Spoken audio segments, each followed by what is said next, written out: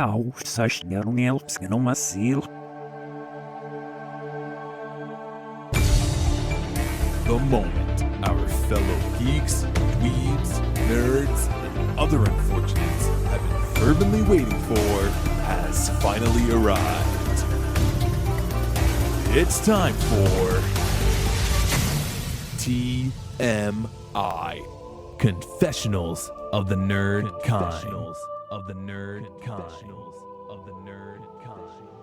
And now, your hosts, Jeff Nerf Herder Chandler, Jim Kaiju Baker, And Christina Yojimbo Henry. You can continue.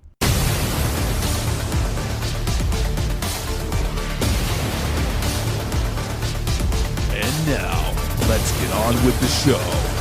Here is TMI. So I finally got the Criterion edition of the Bruce Lee's Greatest Hits. Oh. And so like we spent all of Friday we watched Fist of Fury, and we watched like all these special features. There's so many supplemental features in this box set. There's more supplemental features than there is movie. Because there's only 5 movies. So but if you've never seen Bruce Lee except on like a grainy VHS. Oh, easily. Yeah, I can't even tell you. The transfers of these films are so beautiful. Really? Yes, like they did like a 4K restoration on most of them, and I think one of them is a 2K. But like they're so gorgeous, like the colors are so crisp. I feel like I've never seen the movies before. Now, does this one have the movie where he rips a tuft of Chuck Norris's chest hair out? Yes, but we haven't watched it yet. So seriously, just Friday was just like Fist of Fury, and then like watching all the special features that was Fist of Fury, like hours and hours of stuff. And you know, because in Fist of Fury the bad guys are Japanese, so they spoke to the Japanese actors who were in the film, and both of them expressed so much shock about the way Hong Kong films like handled action sequences. They were really hitting each other. Like, wait a minute. Like, I thought in a stunt you were supposed to not actually hurt the other person. You better recheck your contract there. So, but it's great if you have a chance even to like rent the Criterion Edition Blu-rays from the library. So beautiful. But This does have Enter the Dragon, right? Yes, it has Enter the Dragon. It has two versions of Enter the Dragon. Yeah. Yes, as a longer version and a shorter version. I thought you were going to say a Lego version. I said that. No, not a Lego version. Every time they get hit, like pieces fall off them. A Lego version of Bruce Lee. Right? That'd be awesome. Going, whoa! I'd pay extra for that. So how much was this, the Bruce Lee Criterion? It was like $100 odd. Yeah. Okay. Not bad. Totally worth it for 7 discs, like, especially if you're a fan. Okay. Should we get into this? We should get into it, because I think we're going to get deep into this. So, and we do have some news, so we were going to have to just go. Last week, we were discussing what our upcoming schedule tentatively was going to be, and one of those movies has been ripped right out of our schedule. Ripped out of my heart. So, oh man, they are just toying with you. They are.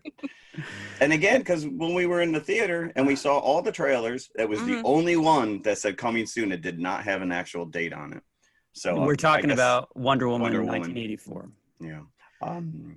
We might be seeing it in 2084.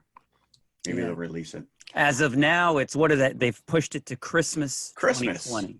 I have a feeling that they were waiting to see the Tenet numbers to see how many people actually went back to the theater. Well, I think but it's Warner Brothers. So it's like Daddy is looking in on these two children, and they've got to get Wonder Woman out of the way to let Tenet shine. Get its money's worth. Because if they do that, Tenet is still by the time October 2nd rolls around, or whenever it was that Wonder Woman was going to open, Tenet will still be the main event in the new release. Yeah. So they want to give it the most possible exposure that they can, knowing that these big markets are still closed.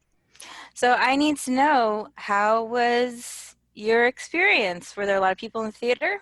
Do we want to do that up front, or do we want to do news and then get right into Tenet? Oh, you got more news? Do we have other news other than I do have news. So yes. Well, we can't talk news without at least acknowledging that we lost Diana Rigg, who certain people of a certain age, maybe myself only, that she was Emma Peel. Well, she is Contessa Teresa. She is James Bond's wife. Well, I was kidding. I know. And she was also Lady Tyrell in Game of Thrones. So she had one hell of a career. But I just remember her from Great Muppet Caper. Yes, yeah, Great Muppet Caper. You are correct. So I just wanted to, we wanted to at least acknowledge her passing. Yes. Absolutely. Diana Rigg will be sorely missed. 82. She was 82. So listen, that to jump on that Game of Thrones and to have such a nice run as a character at that age. So anyways, she will be missed. Speaking of demises, Jim, are you still watching The Walking Dead? He's laughing because he doesn't want to admit it. No, is it still on your DVR? No, it's not. I took it off. Wow. Took it off. So you're not even watching The Talking Dead afterwards? None of that? I never watched The Talking Dead. I know. Yeah. So anyways, apparently season 11 is going to be the last season of The Walking Dead. But it's not even going to start filming until 2021.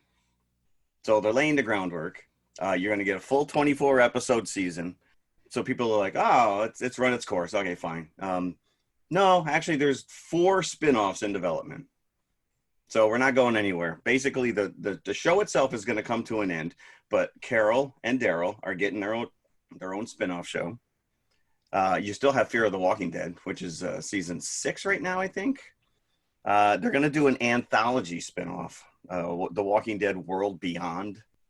So every week is just a different person fighting a zombie. And then we're actually we still got our Rick movies in development.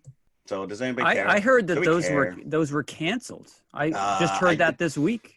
Oh, really? Okay. Yeah. Well, my sources said that was still in development, but that could not. Regardless, it doesn't look like they're really moving away too much from this. But property. whatever, I think the zombie apocalypse, if you look at it in theory, well, it can only go on so long, right? Because zombies decompose. They're corpses. So if you outlive them for a certain number of years, then... Well, I mean, every time somebody dies, you'd have to be right there to just take them out and not... True, but like most of the human population in a zombie apocalypse will have turned. And then as the years go on, it's much easier to deal with. I would like to. Look at it. Jim's all prepared. It's interesting that you... Well, I was going to say something about Peninsula, but I'm not going to say that. I was going to... Oh, boy. Laying the groundwork there. Thanks. Dangle that in front of our faces. Still can't see it. Sorry. That's all right. We're going to go watch Greenland instead.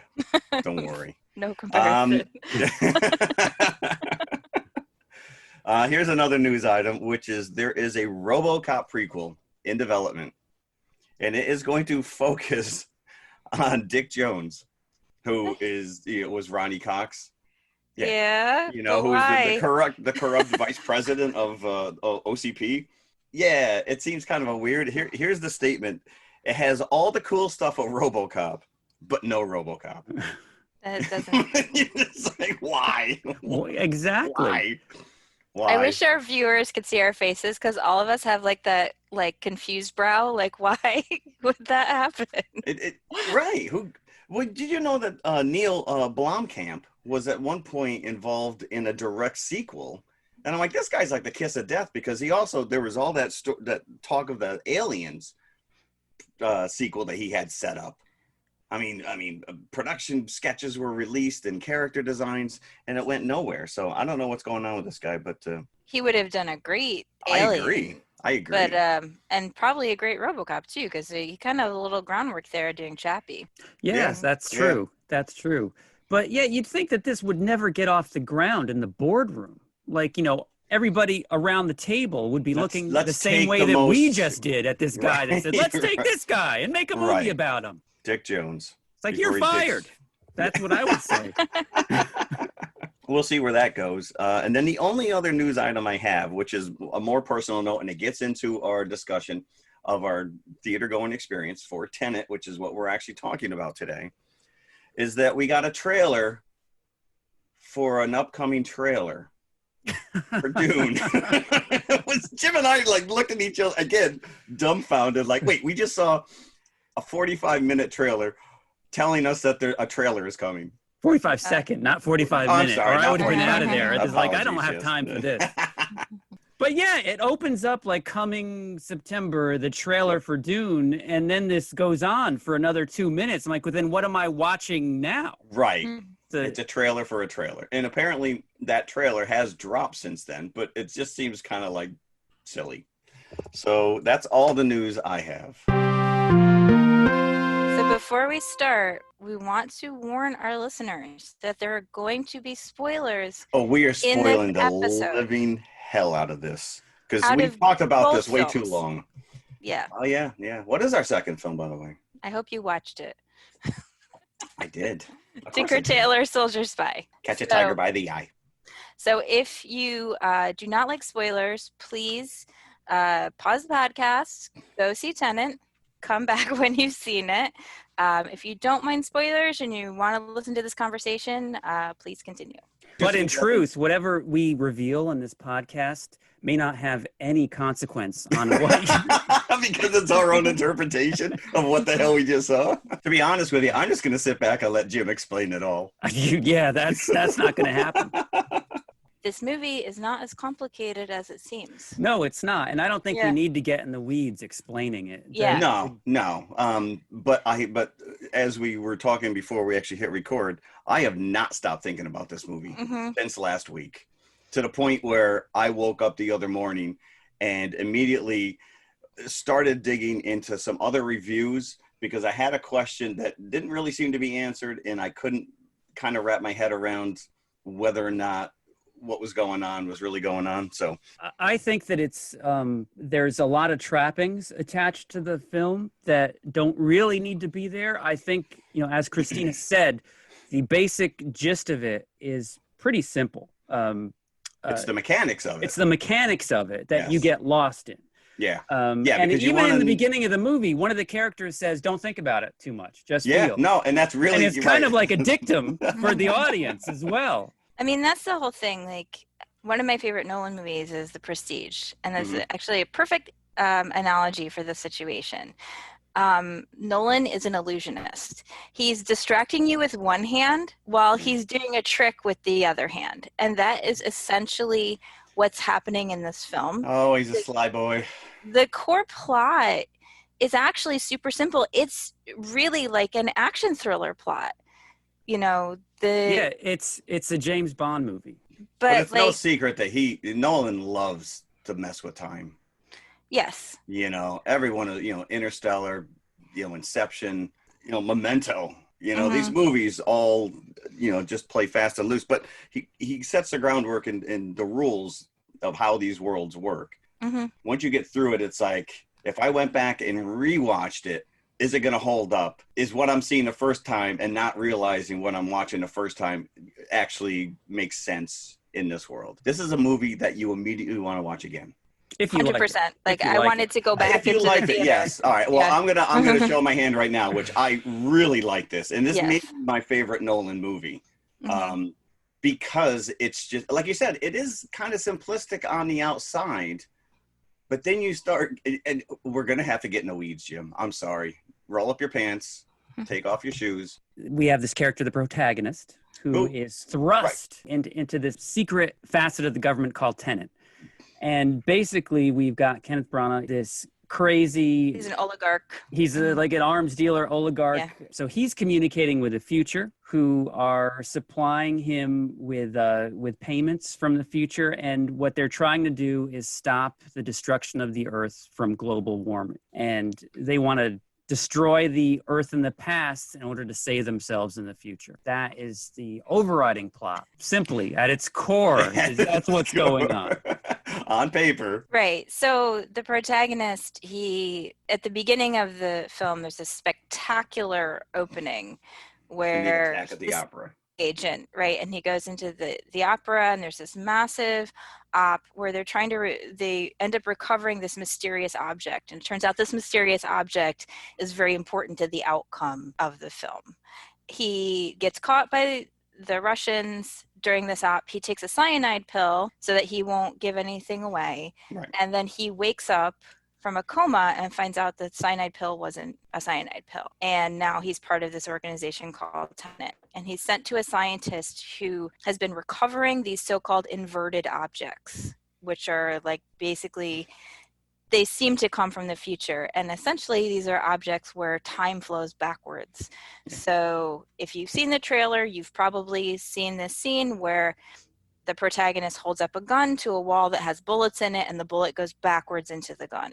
And the way that these inverted objects and inverted people play out in the film is one of the most spectacular things visually you'll ever see on screen. Impressive. It is pretty. I'll give you that, and that's part of the feeling it and not thinking it. If you just let yourself go and watch it as an action movie, it is unlike anything that you've seen. I will say though, the first 25 minutes, because there's a lot of exposition, like you said, there's a spectacular siege on this opera house. Thousands of people in the audience, up on stage. These bad guys attack, and then you have a SWAT team come in and counterattack. They're dropping gas to knock all the people unconscious, and it's very impressive. And then, like you said, he gets captured, he seemingly dies, comes back, and immediately he's like, "Oh yeah, no, that capsule, you passed the test, and now you're part of this group. Go meet Q over here, who's going to give you some solid exposition." And it was a lot to take in. Like the first probably 20 minutes, I was bored to tears. Like I'm just like, it's a lot of information that they're throwing at you. And then it seems to get kind of sidetracked. But I mean, once you establish like who the protagonist is. But that's another thing. I didn't even realize early on, like he doesn't have a name. He calls himself the protagonist. Well, yes, because he's putting himself into a story. Well, he is trying to. You get the sense that even when you're introduced to him, he is undercover in the group that he's with, because he's CIA. So he's not supposed to have a name, really. Right. If he's No, but as an audience, you're like, all right, who is this guy? It's another. That was the least of my worries. Him. No, I agree with you. The plot actually progresses in a very logical way. I realize that people are sort of caught up in the razzle dazzle of it, but the plot actually progresses in a really logical way. So like first he goes to see the scientist. She has these objects. He looks at the bullet cartridges. Where are these bullet cartridges coming from? They determine that these cartridges are made by this arms dealer who's in India, Priya Singh. He goes to try to get information from her. She gives him information about Sator, who's this crazy Russian oligarch, and who's somehow traveling to the future. They speculate that he's traveling to the future. So, but from there on out, the plot is really simple because they're always trying to answer a question. All the action is propelled by a question. So like the first question is he actually time traveling, and how is he doing it? So then there's a whole series of actions that occur around that question. Then like, why does he have this power? And what do the weird objects have to do with it? Then the next question is, what is his ultimate goal? Right? So you find that out later in the film. So like the film just keeps progressing in a really logical way, like where there's a question, they try to resolve it. There's action around this question.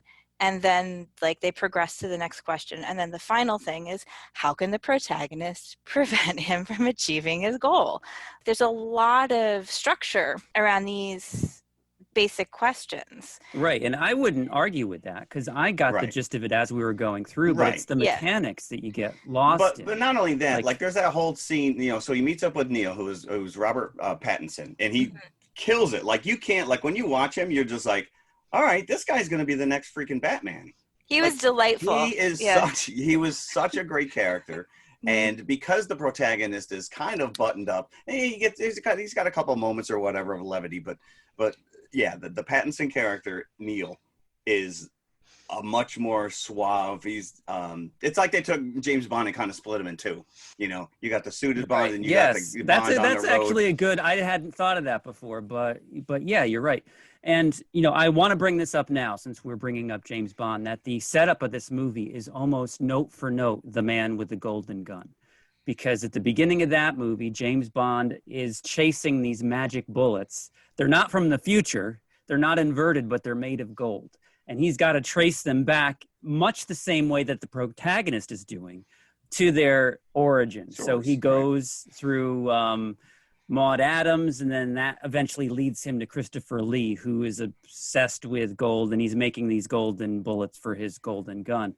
But the opening of Tenet mirrors The Man with the Golden Gun, and I don't think that Nolan would deny that, because I remember watching Inception, and that whole snow fortress scene blows you away, this action sequence in the movie Inception, which is taken directly from On Her Majesty's Secret Service, the siege on Piz Gloria at the end. Almost shot for shot. And reading interviews with Nolan, he owns up to that. He's like, oh, Majesty's Secret Service is my favorite Bond movie, and I did try to emulate it. So I know he's doing the same thing here in Tenet. The interviews and the articles that I read, that he is a huge Bond fan, that he has always wanted to make a Bond movie. And one of the things, whenever he sets out to make movies, he usually sets his crew down and puts movies that they want to kind of pick up the feel or emulate. And in this regard, he did not want to do that.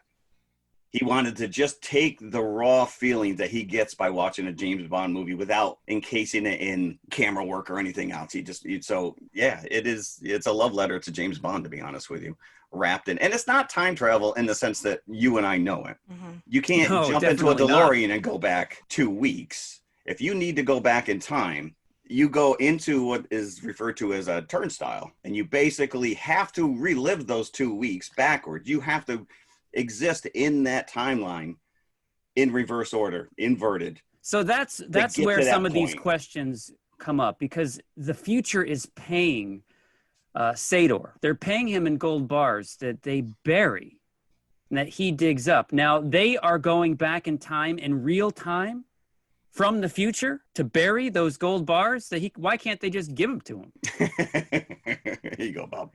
Yeah, there's. And they also kind of tell you that the bullets are irradiated, the inverted bullets. And that's what happens to the character of Kat. She gets shot, right? And not only is she shot, but she's radiation poisoning. Would that happen to a person just going backwards? Wouldn't they be irradiated as well if they were inverted? I think the turnstile itself is irradiated. Yeah. But then the same thing would be happening and Sador is got a terminal illness. Now, if he goes backwards in time, couldn't he reverse the effects of that? Or maybe that's what caused this.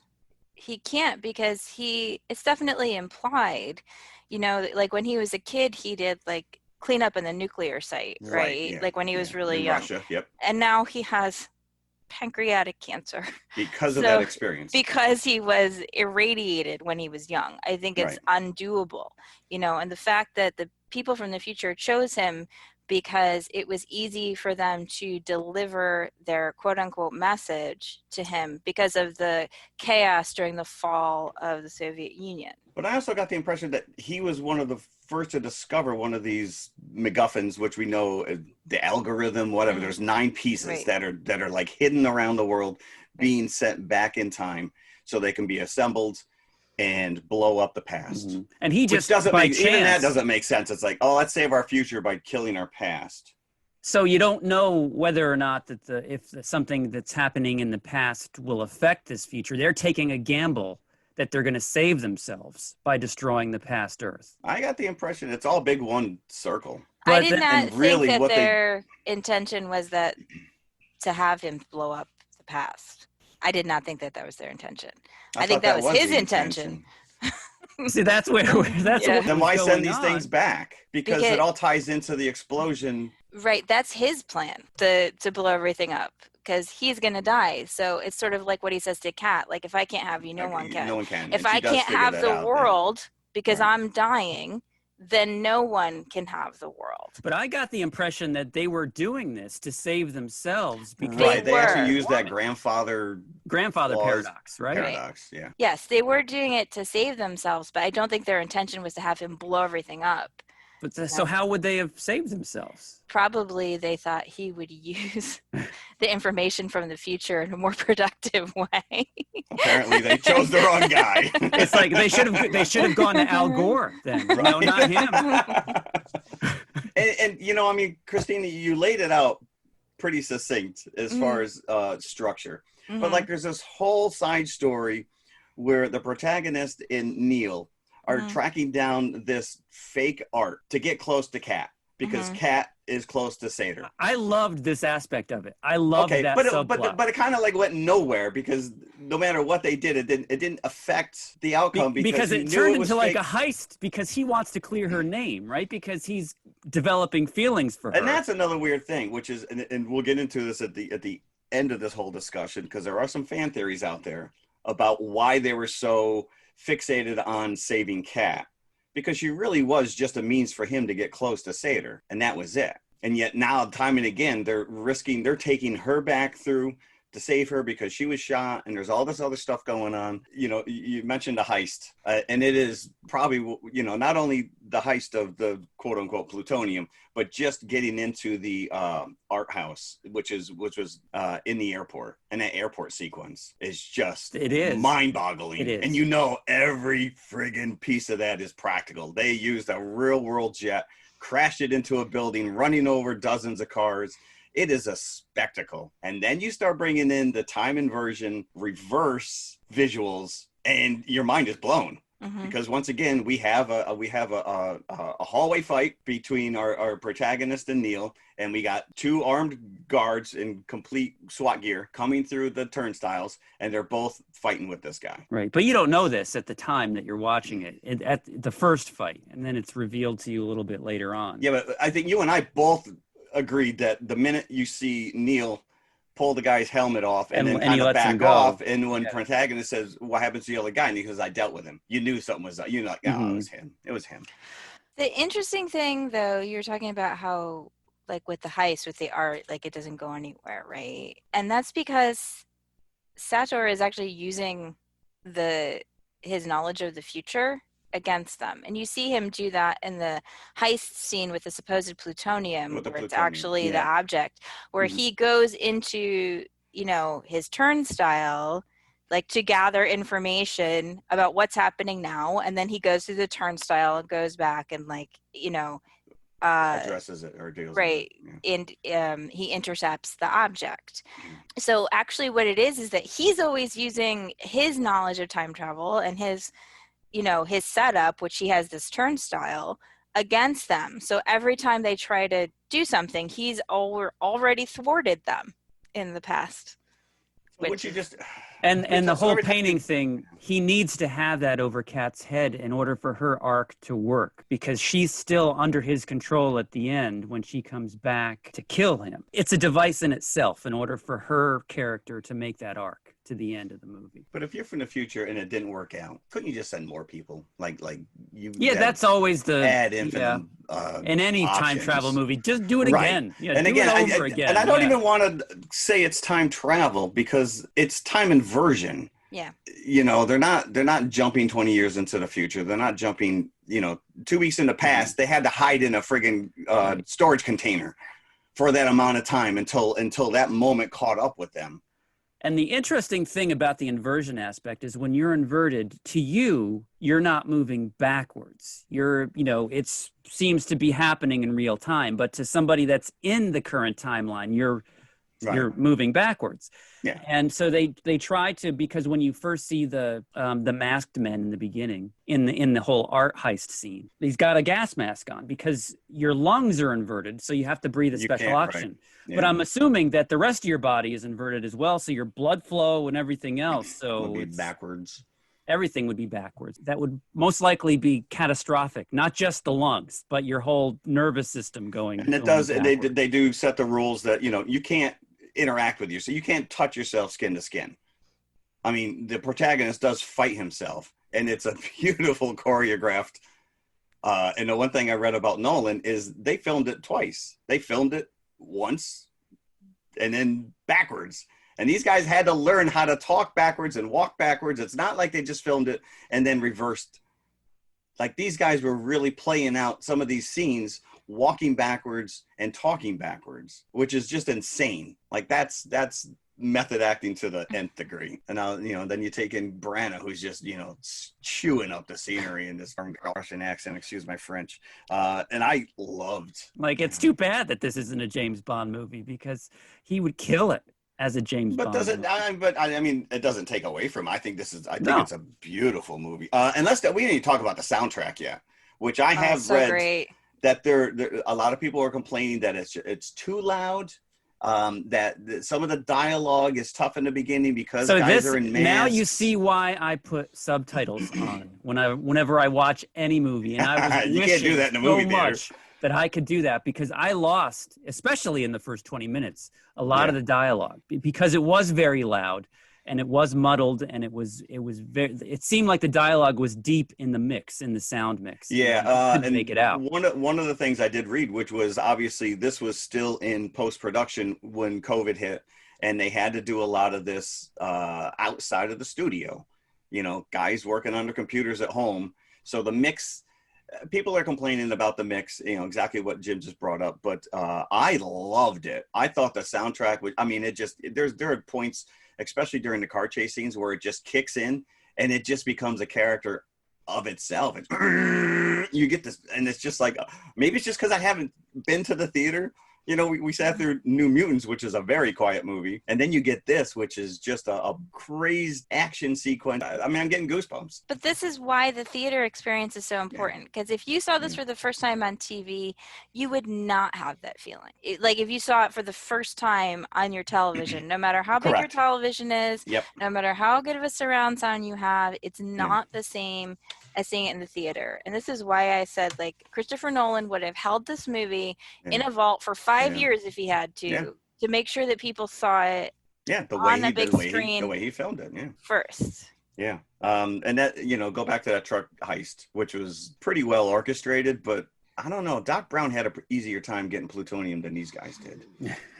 And again, you've got cars that are inverted that all of a sudden are laying crumbled on the side of the road, come back to life and start driving toward them. Bullets are flying or unflying, I guess, if you want to, and then you're seeing it from the protagonist's point of view during that sequence. And then later in the movie, you see it from his alternate perspective. Right. So the car that he feeds backwards is actually him driving. Inverted. But that also brings into question, okay, what are the rules here? Because they said if you interact with yourself, you both would die. But I got the impression it was like skin They're in the next car. He was fighting. He was fisticuffing himself hand-to-hand combat. This is true. Yeah. So what the hell is? Yeah. So but he was completely covered. He was in the SWAT gear. He had the helmet on. He had gloves on. He had the fully clothed. I got the impression it was like skin to skin contact. Or maybe if it's just the realization that it's you, that maybe that's what would do it as well. Because, then again, that wouldn't work because the inverted protagonist would know that he's fighting himself. So, don't think too much. Just That's true for any. I know they're saying inversion here, but it essentially, it functions in a time travel way. It's true for any time travel story because there's always paradoxes and there's always things where you're like, well, why don't they just do like X but I or think Y? He does his homework. Like you brought up the Prestige, and it's like, if you go back like this, like I said, this movie demands a second viewing because you're going to say either this is going to hold up and be freaking brilliant or you're going to start to see the holes. And that to me is Inception. Inception works great the first time I see it. Afterwards, maybe not so much, and I don't know why. It takes a little bit away from it. But this I thought was I thought it was brilliant. And then you get into the end sequence where you got two armies. You just a swarm of Chinook helicopters flying around. Some are inverted, some are not. You see full battalions running, full throttle, shooting guns forward. And this is where you finally see Aaron Taylor Johnson's character, who is kind of kept under wraps in the trailers. And then you finally see what he is. And he's kind of giving a brief to the team that's assembled that are going to be pulling off this one team going forward and another team going backward in the same 10-minute span. And he says at the end of the brief, any more stupid questions? And I was like, yes, Yes, I got it you in the coming. back. And their whole goal was 10 minutes forward, 10 minutes back. They're going to blow up something in the middle to make Sator think that he released a bomb, that he actually did what he was intended to do. But they're right. Wasn't that the intention? It was to stop the thing. And in the meantime, right, Kat and Mahir were going to go and take him out personally, but not until a certain thing had happened, because he had a dead man switch. He had the kill switch in him. Yeah. So she couldn't help herself. She had to do it. She could not get... you wanted her to. By the end, you're like, all right, yeah, this poor girl's enduring Now, enough. have either of you seen The Night Manager? Because Elizabeth Debicki is playing pretty much the same character in the same exact situation, minus the inversion, I'll give you. It just seemed very funny to me, not only that character, that her arc is playing out in the same way, but The Night Manager is written by John le Carre, who wrote Tinker Tailor Soldier Spy as well. So there's this really weird connection. But yeah, she's it was Hugh Laurie in The Night Manager, the arms dealer that she was beholden to. Tom Hiddleston has to come and get her out. Same setup. She played it well both times, I have to say. She was one of the highlights of this. I think everybody's really good. Also, like, I could not find anything that said who it actually was, but the other guy on the plane with Mahir, who never talks, right? When they go in to, like, sabotage the plane to get rid of the pilot. Oh, yes. Okay. Yes. Right? And all that stuff. I swear it's Matthew Lillard. Something Matthew about, like, Lillard? Yeah, it looked like his face. Like Zoinks Matthew Lillard? Yes, like Zoinks Matthew Lillard, right? So Matthew Lillard has a dimple. The guy had a dimple. The shape of his face was the same, but he had the goggles on, and I didn't see his name credited, so maybe the guy kind of resembles Matthew Lillard when he has goggles on. But don't we all? Just a random thing. I was like, is that?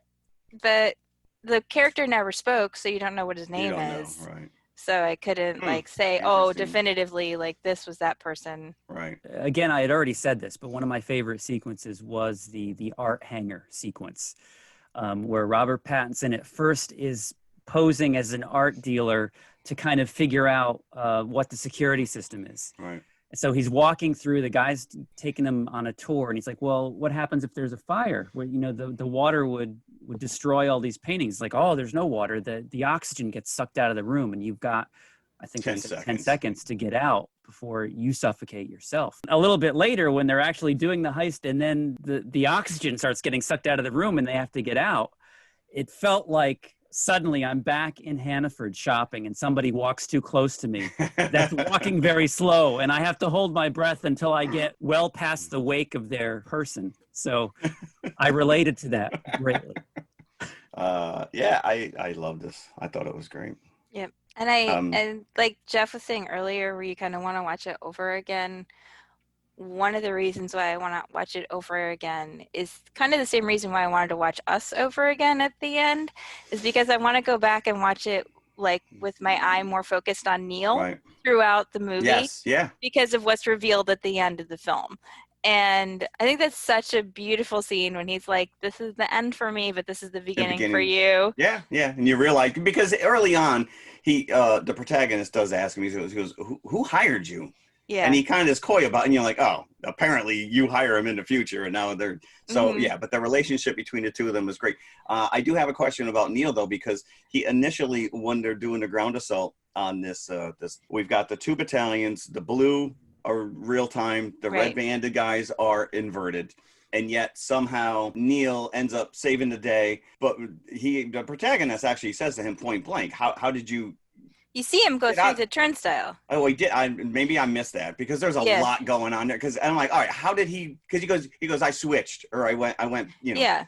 I don't remember. You see him go through the turnstile because he's there to make sure that the protagonist lives, basically, right? But he goes back in the battle in the end, knowing that he's sacrificing himself. One of the things I love about Nolan is, like, when I watch his movies, like my brain is engaged. You know, I don't have this thing that I get where with some movies where like my brain, I said this a couple weeks ago, starts fact checking, you know, and I don't have that because he makes sure that your attention is on the screen. And he's always, always, always taken the philosophy of either you can keep up or you can fall behind. He's not going to stop and show you things over again so that you can get it. And it's just a tiny thing, but when you see the soldier on the ground, right, when the protagonist looks through, he sees the little orange tag on the pack. Any other director would have had a flashback back to the very beginning of the movie where you see the soldier with the inverted gun who saves the protagonist in the opera house. Nolan doesn't do that. He's like, either you remember or you don't. But I think they, but you're seeing that throughout you see that tag more than once. So it is given to you, but not on a silver plate. Yeah. He's like, either you see it, you recognize it, you notice it. Well, I think you don't. You come to that conclusion at the same time that the protagonist does. Yeah. You realize he realizes, you know, the importance of Neil. Even in that opera house, there was an inverted shot. So he saw. Yeah. Let's talk about Neil a little bit because there's a fan theory out there that he is Kat's son. Maybe he is. Which is, and that's why valid. He was that so is a valid theory. Concerned with saving her, or you know, that they spend as much attention. That he was on that he was so gentle with her when she was after she was shot. Yeah. Could be. It wouldn't surprise me. Yeah. But I think that's kind of thing where you can just have fun speculating. Well, that's just right at that point, you know, at outside that point, of the film. Yeah, Nolan's not going to say, yeah, that's correct. He's like, oh, if that's what you want to think, then knock your socks off.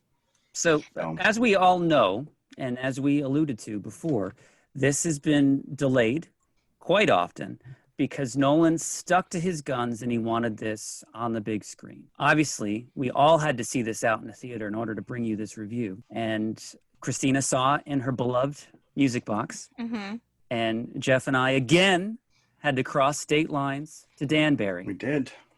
Because New York theaters are still not open here. And see it there in one of the only 2 theaters that is open in the whole state of Connecticut.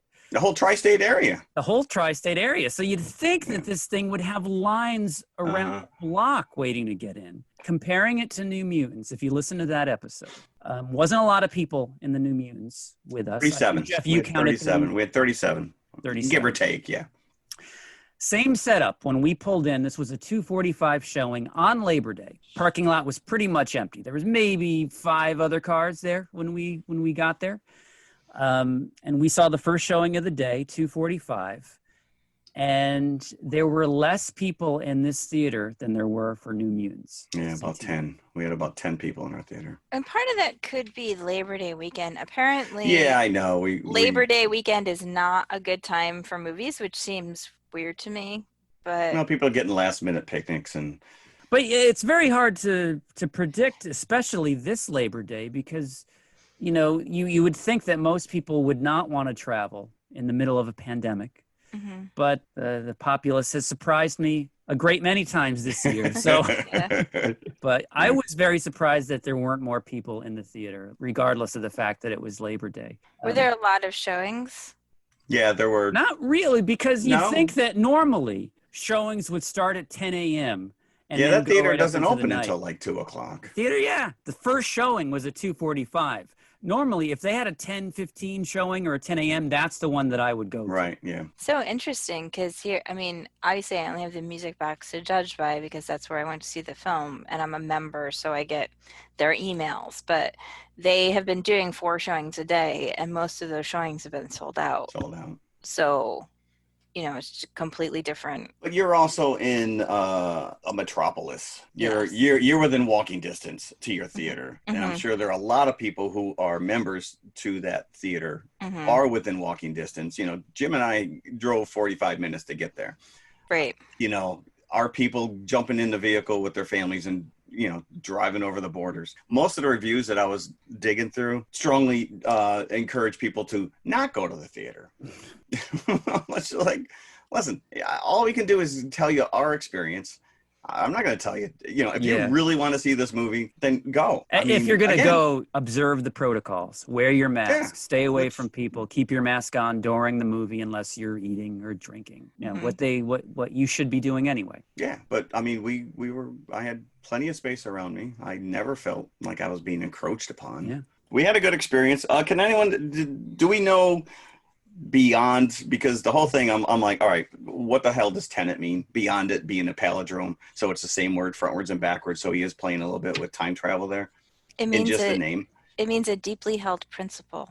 Okay, but do you know what the Seder Square is? Because there's a lot more going on here. This on the Seder Square is this. I don't know if it's like a foundation block somewhere in Egypt. No, it's got to be. It's not even Egyptian. But there's 5 words on it, and all the words play out within this movie. Whether it's opera, Arapo, which was the buyer of the art, Seder, which is obviously Branda's last name, Tenet, and Rotas, which I don't remember where that actually played into it. But all these words, right? Like Tenet is like the word in the center that everything rotates around on this Seder Square. I don't know anything more about it. I was hoping somebody else did, but it does seem to pop up in a lot of like people on IMDb, you know, who are apparently think that they're smarter than us. They're like, well, you know, if you went to Seder Square, and I'm like, well, apparently I don't know what it is. So somebody just Googled it and like saw it on Wikipedia because. But I love the fact that Nolan goes to that level of detail to be like, all right, well, yeah. Tenet, we can take it at face value, but if you want to dig deeper, there's a lot more going on here that I'm throwing at you. And then there's the whole 10-10 aspect of the finale that plays into the title. Of Tenet. Yes. Yeah. Okay. Yep. This is why I love his movies, because I feel like I always say that even when he fails up because he's ambitious, you know, because he's trying to give you something you've never seen before. Yep.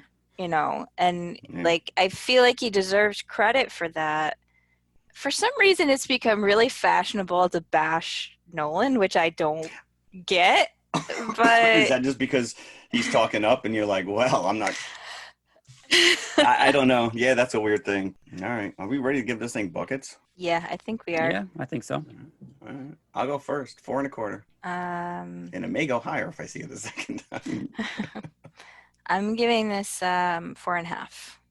Yeah, I like this one a lot. Now I'm going to give this 3. I enjoyed it while I was watching it, but I don't really have a need to see it again. I was exhausted, and I felt like I needed to pay attention to every single detail that was going on, or I was doing something wrong. Right. And by the end of it, after like kind of being on my seat and just looking at everywhere on the screen, I was just ready to go to sleep and spent.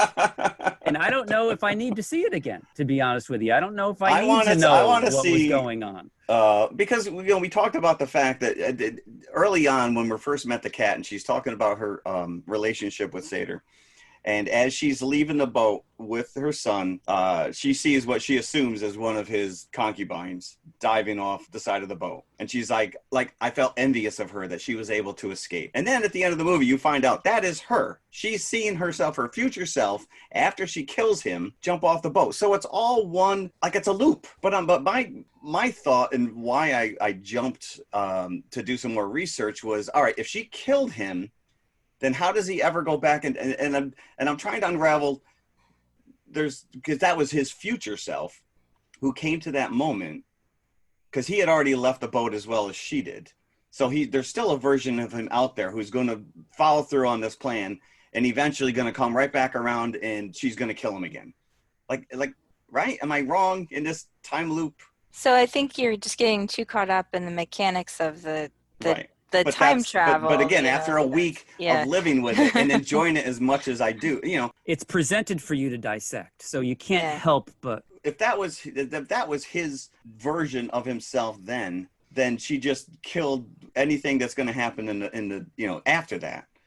But that's not the way it is. It's like he came back on the boat, just like she came back on the boat after she left. So that was his future self because he recognized her. He knew he shot her. So I'm like, all right, so there is still a version of him out there who's going to follow through on this whole plan, and they're going to all have to come back around again and take him out.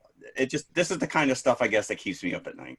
I think of it less as a loop and more of like, almost like origami where it's folding on itself, and if you now we're getting unfold into it, Inception crap. like you're gonna get into Don't something. show me another folding city.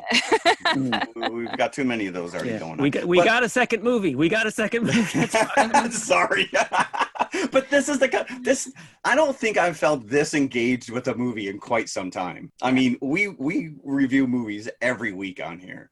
And yes, we talk about movies that we love, and I've watched them 100 times, but I enjoy them for what they are, and you move on. And now I like this movie even less because it's making me feel it's making me feel inferior now, and I blame Tenet. Oh, I wish I had changed it to just Taco Cat, because that's also a palindrome, so that would have been better name. All right, we're moving on. Go see it. Yes. Yeah, make your own mind up. Go see it, definitely. It is an experience, and it does deserve to be seen on the big screen. Beautiful. Again, please follow the protocols. And if you do, let us know. Or not. Or not. Yes, Toddy, the chocolate malt in a can. It's so good hot. It's so good cold. It hits the spot with young and old. Yes, toddy pleases everybody. Delicious chocolate malted toddy, made with rich, real milk, not powdered milk. So come and get it, everybody. It's time to drink your chocolate toddy. Delicious.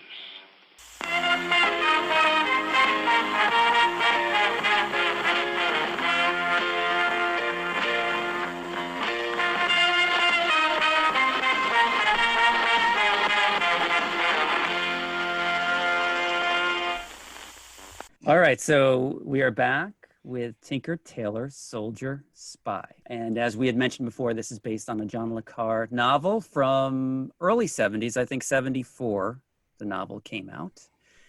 And again, this is a lot of, lots of characters, lots of names to remember in this movie. Yeah, but like Tenet, there's, a basic setup going on that's kind of sometimes lost in all the mechanics of the plot. There is a mole in British intelligence. This movie just details the attempts of one of the top operatives by the name of George Smiley, who was forced into retirement before the events of this movie, to come back and figure out who the mole is. And that's basically what's going on. A huge amount of British stars are in this. It's a lot of guys. I had started to watch this years ago. I never made it through for one reason or another. I felt like you, because it took me 3 tries to get through it. And I felt I was doing it a huge disservice the first time, because I got maybe about an hour into it, and I'm like, I'm just not feeling this. Now, you know what? I think it's funny that you say that, because the originally this is the first time that it's a self-contained feature film, but it was done as a miniseries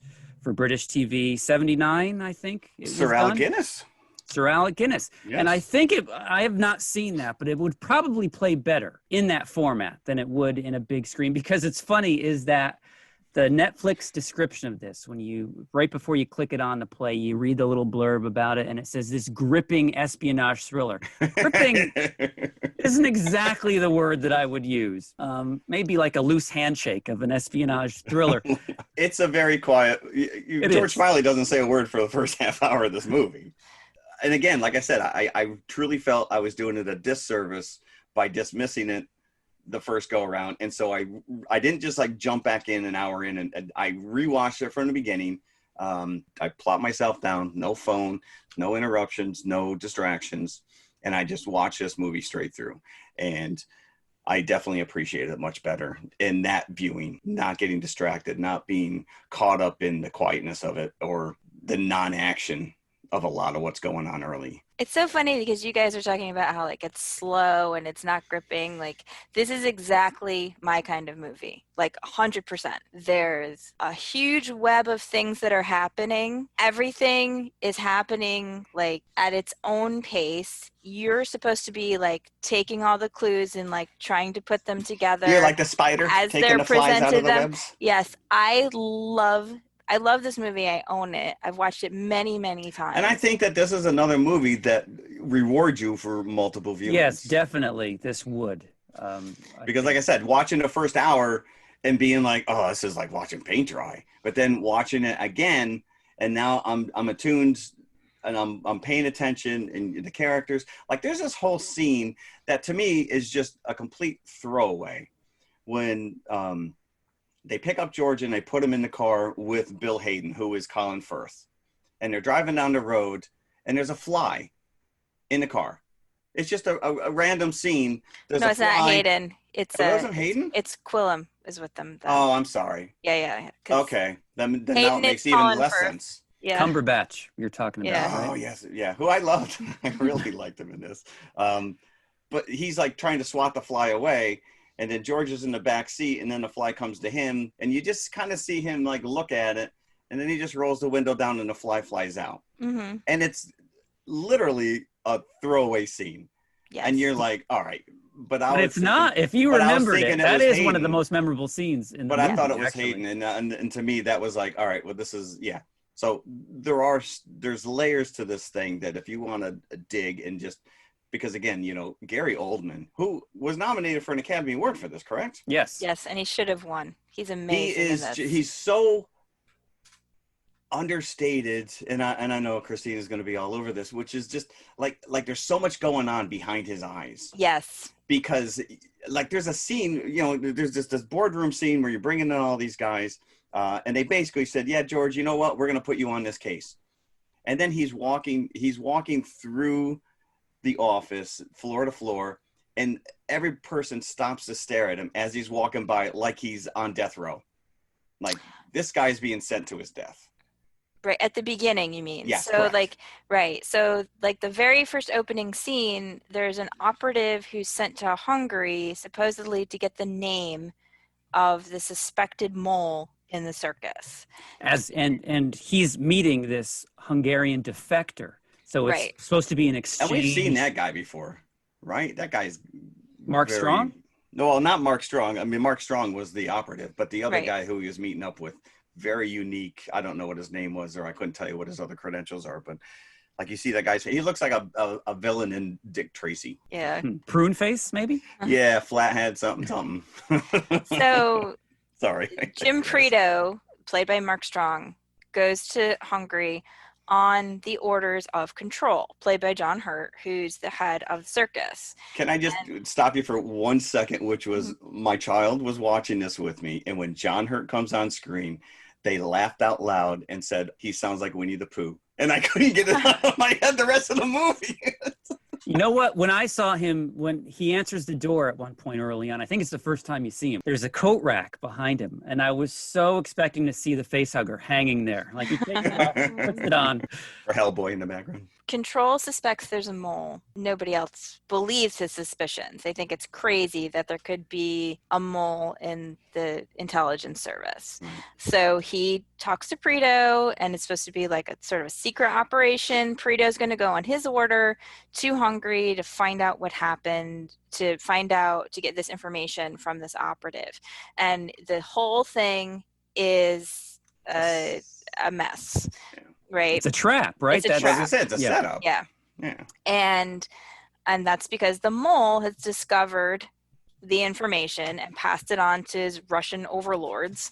And now they shoot Prito in the middle of the street, and he supposedly died. We find out later he got taken away. See, that confused the hell out of me, because you see it up front that he's shot. Mm-hmm.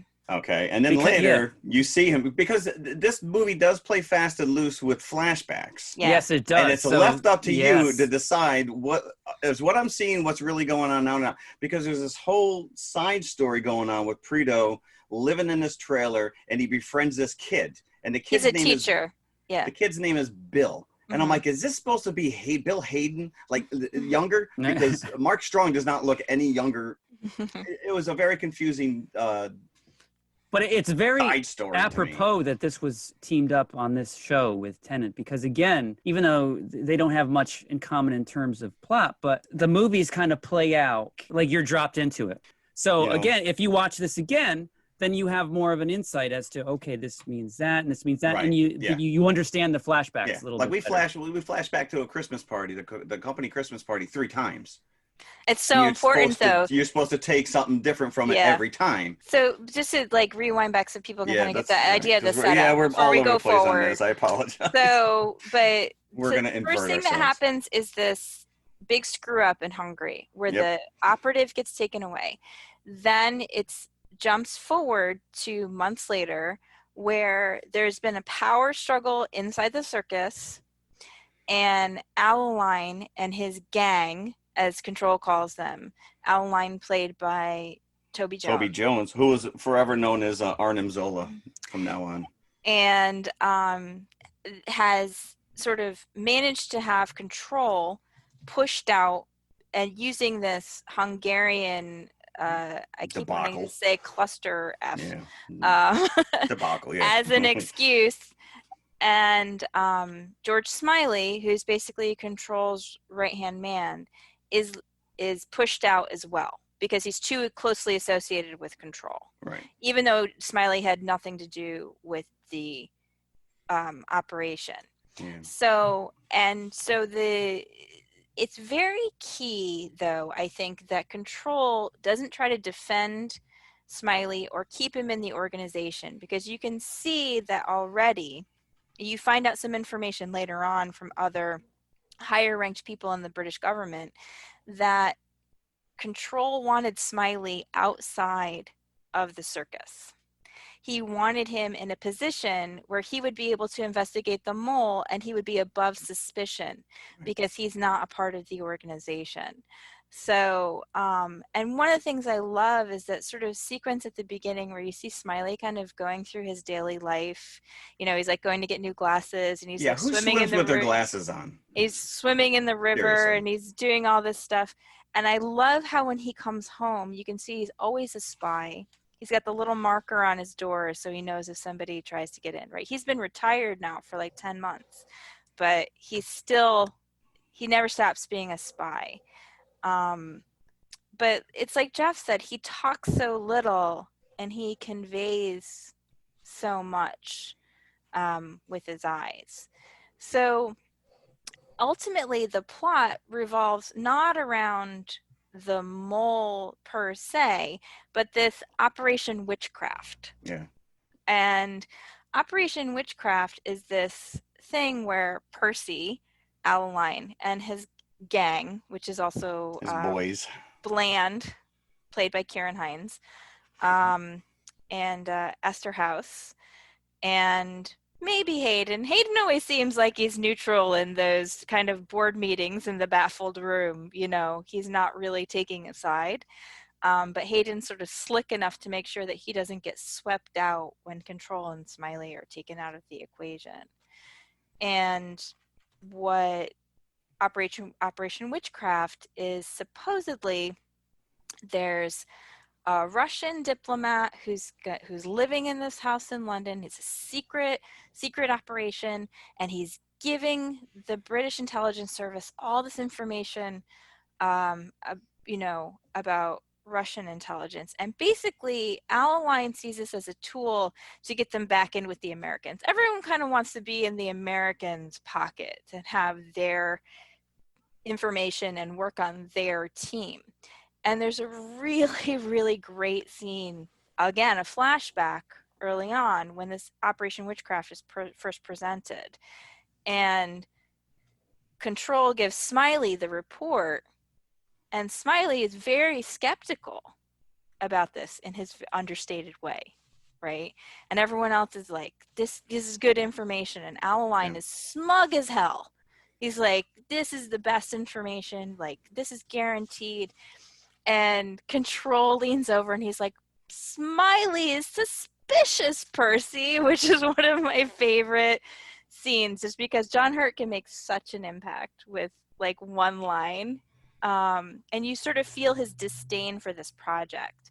And ultimately, it's the struggle between who believes in witchcraft, Operation Witchcraft, and who doesn't, is how everything kind of gets rearranged. Because this takes place in what, 73? Yeah. So you're at the end of the Cold War, and I really kind of felt like early on to some of those boardroom meetings or whatever, I'm like, they're all guilty. They're all like creepy. You just feel like they're all up to no good. But I really kind of got the feeling that maybe these guys were so desperate to kind of find meaning for themselves after the Cold War that they fabricated this whole mole just to find someone to fight against. Obviously, that's not the case. It didn't play out like that. But that was where I was going early on. they're just sent Smiley on a wild goose chase. And then when you bring in Tom Hardy's character and the Russian agent that he falls for, and that he tries to get back to have her defect, and then she's taken from him. And you know what's funny is that this is just speaking to the uncompromising nature of the movie, where they don't really explain things up front. They just kind of drop you into the story, and you have to keep up with it. And you have to figure out what's going on. You're like George, you're swimming with your glasses on. Yes. And so the first scene with Tom Hardy, when he makes that phone call and he's talking about the circus, I'm thinking that it's an actual circus that he's referencing. Like, wait, did he join? Is he like a ringman? What is he? Yeah, well, with that fur-lined jacket, you know, and so McLeod's like I want that back. Yeah. The character of Control, I didn't realize that was a character at first. I thought that they were talking about the British intelligence generally, and then, okay, that's John Hurt. So it's all, you know, once you get used to that language, then you start to enter the world. So now, Jeff, you said that you had a couple of stops and starts with this, and then you went back and watched it all the way through again. So did that help you with your final especially time early on, because like you said, you know, some of these code names or these you know phrases are getting thrown around, and you're not really sure. I was still thinking Tenet, to be honest with you. The most devastating scene is when you're going back, you're flashbacking to Mark Strong's torture after he's survived the gunshot at the beginning. So now he's captured, and he sees, what was her name? Irina. She's assassinated. She's murdered right in front of him. They ask her if he knows her, and of course he doesn't. And that was pretty brutal. And it was brutal because you've already seen her. You're correct, with Ricky. Ricky. Ricky looking all Don Johnson like. The one thing I like about this movie is how things that seem like they don't really completely connect. Yeah. So like, there's a whole scene where Smiley goes to visit Connie, who used to work for the circus. She was pushed out after Smiley and Control were pushed out because she was, quote unquote, obsessed with Polyakov, who is this Russian diplomat. And it turns out that Polyakov is the operative that is hidden in the house for Operation Witchcraft. And Adeline and Bland don't want Connie investigating this at all because they don't want anything to mess up their operation. But she's saying, look, I think he is more than you think he is. I think that he's not a diplomat. And it's because someone saluted him on a video. Yeah. And she's like, why would a military man be saluting a diplomat? That doesn't make sense. And so you also find out a little bit extra about the background of the circus. And I love that scene because it transitions to the first flashback to the Christmas party as Smiley's walking out, and she says, if it's bad, don't come back. I want to remember you just as you were. You know, she doesn't want to know that one of the men that she worked with, she calls them her boys. Yeah. Right? That's my boys. Yeah. She doesn't want one of her boys to be evil. She doesn't want one of her boys to be corrupt. And then you have this flashback to the Christmas party, and at first it seems sort of like a more idyllic time. And then later you sort of see what's simmering under the surface. Yeah. And this struck me as funny as well, because this movie has such a stiff upper lip. It is very British, to the point where, you know, you feel like you're getting hit with a white glove repeatedly and then pelted with digestive biscuits throughout it is very British, to the point where at the end, when Mark Strong comes back and kills Colin Firth's character, they had a connection. A love story between them is alluded to here. So Colin Firth, he's deceived everyone. Before they trade him back to the Russians, Mark Strong kills him. And it's also been revealed that Colin Firth's character has been having an affair with Smiley's wife. Mm-hmm. We didn't even know she was married until... It's almost like on the directives of the Russians that he is doing this. But, so yeah, you don't really see much interaction between Smiley and his wife. So you're not invested in that relationship. But at the end, it's like Smiley is almost consoling the wife for Colin Firth being shot. Now, if that's not stiff upper lip Britishness, you know, consoling the wife because her lover has just been killed, then I don't know what is. Smiley comes in and he puts his hand on his wife's shoulder as if he meant more to her than Smiley did. Well, Anne is sort of a phantom because, like, even in the Christmas party scenes, you never really see her face. You only see her from behind, or you see her from the side. Or getting groped. Yeah. But I didn't even know that I didn't get the impression that he was married at all until he walked in the door at the end, and I'm like, I missed that completely. But at the beginning, he collects his mail, and there's a letter to Anne Smiley. Oh, all right. Well, apparently I missed it twice. You saw it twice, Jeff. Twice. Listen, I'm not saying I'm the smart. I'm not sharpest pencil in the bunch here. And yes, Hayden was asked to have an affair with Anne because Smiley had met Carla years before. He was trying to get him to defect. And during the conversation, and it's not really a conversation, he's trying to persuade Carla to come to the UK, and he says, think of your wife, think of what her future will be like. As Smiley's telling the story, which he's telling to Peter, he says, I told him more about myself than I actually did any persuading. And Carla never speaks during this interaction. And Smiley gives him his lighter, which was a gift from Anne. Right. And Carla leaves with it. Oh, yeah, that's right. You're right. Yeah. Right. So he's carrying this lighter, which says, to George, like, love from Anne. And all my love. Yeah. And Carla realizes that Anne is Smiley's weak spot. He's his blind spot. And that was why Hayden was asked to have an affair with him, because Carla knew that Smiley was the only person who could potentially sniff Hayden out. But if he saw Hayden as the man who's having an affair with his wife, he wouldn't be thinking of him as the mole. He would be distracted by that. Yeah, it's such a great scene because, first of all, it's like the longest speech Smiley has in the movie. But it's also the only scene, I think, where you really see him vulnerable. It's not just because of Anne. It's because he feels that he failed, even though he recognizes that he couldn't have persuaded Carla. And I was almost convinced that lighter was going to implicate Smiley in some way, but it didn't play out that way. Just want to talk about how poor Peter, because he's actually still in the circus, actually has to do all the kind of nail biting collection of information. Yeah. Oh yeah, that scene was pretty. That was pretty intense. Well, yeah, when he has to go into the circus and steal that paperwork. Yep. And then he's called in and reamed out for something else, and he doesn't even, it's not even because of the paperwork. No. But that was, there was one unbelievable thing that Cumberbatch could overtake Tom Hardy, and I don't think that would ever happen. This movie did make me distrustful of anybody who eats toast and jam. These guys are like slathering it on, and I'm like, oh, he must be a bad guy for eating toast and jam. And you're in for a long exposition scene when the first shot is somebody pouring a glass of whiskey. You're like, okay, here we go. Here we go. I'm not going to be seeing a car chase here. So are we led to believe at the end that Smiley is now control? Yeah. Yeah. Okay. He is. That's his reward for sniffing out the mole. He's in charge. And of course, Quillam is now his right-hand man. I love the visuals of that baffled room because they keep the table at such a high polish. So you just see the kind of reflection of the baffles in the table. And that one super heartbreaking scene where Peter goes home and has to tell his boyfriend that he has to leave, because Smiley says to him basically like, now they're going to be watching you. And he says, if there's anything you need tidied up, now's the time.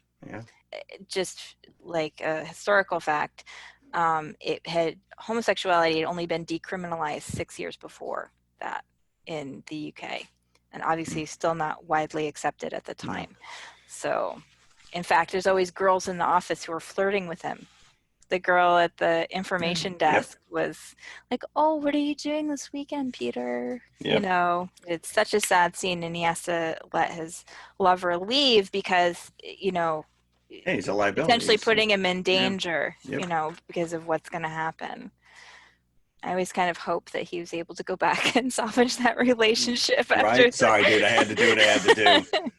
Everything's good now. Let's go. And Jeff, you had mentioned before that Gary Oldman, a lot of the portrayal is in his eyes. And I just like to give credit to his glasses as well, because that man can work a prop like nobody else. He does a lot of, we said that Keanu Reeves does a lot of hair acting. There's a lot of glasses acting going on here. Yeah, he actually went to, I guess he went and tried on like thousands of glasses at some famous eyeglass shop before he chose the one specifically for this role. So he put a lot of thought into it. He did, so and it works. I think that he appreciates that you appreciate his effort. Yeah, I do. I do. There you go, Gary Oldman, man. Yeah, I like the scenes where like there's a scene close to the end where he's just kind of quietly sitting and thinking about things, and you hear him kind of like replaying things that he's heard in his head, and like he's just moving his eyes around the room, and you could just sort of tell that he's processing all of this information. Yep. And then all of a sudden, that one phrase comes into play, which everything the circus thinks is gold is shit, which is what Ricky Tarr said. And he realizes it's all about witchcraft, and that witchcraft is this massive bamboozle that Adeline and Bland and Esterhaus have fallen for. So, all right, are we ready for buckets on this one? Let's do it. Christina, this was your pick, so Oh, yeah, this one ranks really high for me. This is probably the same as Tenet. Might even go higher, like 4 3/4. I love this movie. Yeah. But this is the kind of movie that's right up my alley. This is a spy movie that I really like. Like, there's no extraneous car chases. There's no people punching each other for no reason. Like, there's a plot, and you're expected to follow the plot with your brain. That is the kind of movie that I like to watch. See, I like that too, but I also like the boom boom. I like the I like the punching. I like the kicking. I like the blowing up of things.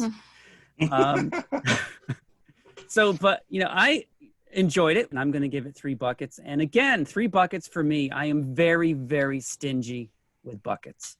So 3 buckets is a good, honorable rating for me. All right, I'll match it 3. So there you go. There you go. And it's on Netflix, by the way. It's on Netflix, yes. So very easily obtainable. So there you go. 2 movies. Mm-hmm. That's another episode. I know. But we're not done yet.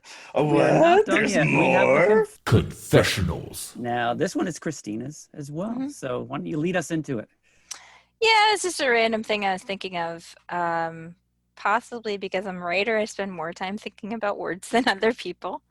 And I was thinking about, because I heard again a word that I hate. So, and I freely admit that like your favorite word and your least favorite word is completely emotional. It has nothing to do with the intrinsic value of a word. So if you guys want to like change this to like your least favorite phrase or like most favorite, whatever, that's okay. But so my least favorite word of all time, and for some reason when I hear this word it makes me want to punch somebody in the face, is scrumptious.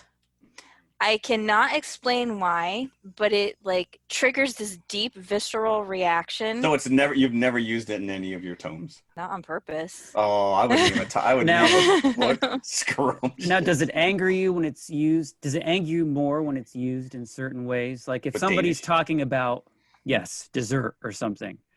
No, I just. Is it just as bad as if like referring to another human or something else? I just hate it. I just hate the whole word. Scrumptious. Yeah, I don't know why. It just sounds like... You do have to kind of wind your face up to say it. And like as a follow-up, I hate the word fabulous. Fabulous. I hate that word. Have we ever said fabulous? I hope not. And then it's probably come out of my mouth once or twice on this show. I don't know why, but that word, like when someone says fabulous, like especially a young person, I want to be like, are you 95 years old? Like who the hell is that an old person word? Like, that's old timey right there. I don't know. I just don't like it. So like those are my least favorite. And then so they're on the negative side. And then on the positive side, I actually had trouble narrowing it down because there's lots of words. Oh, we were supposed to name a positive one if too? You I want only to. have negative. Yeah, if you want to. Yeah, I wrote 1 favor, 1 negative. On the positive side, I have so many favorite words. I actually had to like narrow it to things that I really like. But I tend to love words that sound like what their meaning is. Onomatopoeia? Not onomatopoeia. So onomatopoeia is specifically like a word that looks like the sound, like buzz, buzz. That's onomatopoeia. But my favorite word is mellifluous. Mellifluous. Yeah, and mellifluous means like someone who has like a really rich voice. It sounds like it, right? It's mellifluous. It sounds like what it is. Wasn't that the bad lady in Sleeping Beauty? That's Maleficent. I know. Yes, I do know that.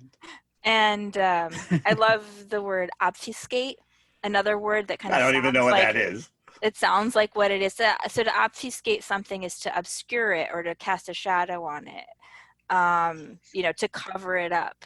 So like obfuscate is a word that sounds like what it is. And then just round it all off, my third favorite word, it's skullduggery. Ooh. Skullduggery is a good one. Yes. Skullduggery. Yeah. Again, like a word that just paints a picture. Yeah, it sounds like what it is. So if you have a positive word, that's fine. If you don't, you can just stick to a negative one. Yeah. There's a lot of sounds in the word obfuscate. Yeah. There's a lot of opportunity for alliteration there if you're a writer. So you could take the O, you could take the B, you could take the F, and it serves many purposes. I think. So are you next, Jim? Or you got to think about your favorite? Well, no, I can't think of favorite now. It's not like me looking up what was the #1 movie on your birthday. But I don't like the word eschew. Eschew. It's almost like you're sucking on something sour when you say it. Eschew. Or you're looking down your nose at somebody. It's one of these words that when you pronounce it, you might not know what I'm saying, but it's spelled ESCHEW. EW, yeah. EW. So, and I don't even like to read that because then I was going to say that's a written word. That's not a word that you use. It's not normally a word that somebody says in conversation, right. But even when you read it, like it just gets wrapped up in my mind, and suddenly it's in a loop, and I can't stop thinking about the word issue. So, I don't like that, and I really do. In terms of a phrase, I really don't like it when somebody doesn't hear something, and instead of saying, "What did you say?" or "Could you repeat that?" they say, "What happened?" I really cannot stand it. Like if they don't hear you, they turn around, "What happened?" Please, just don't say that to me. If my son ever said that, I would probably do a Homer Simpson and strangle him. I don't necessarily have a least favorite word, but I do have a phrase that drives me nuts. And my family makes fun of me for this, but so I'm out in the world every day and I deliver packages and people say, thank you. And when I say thank you, you say you're welcome. When people say no problem, I hate it. I think it is such a stupid, you're implying that there is a problem. There could be a problem. You're welcome. That's all I'm looking for.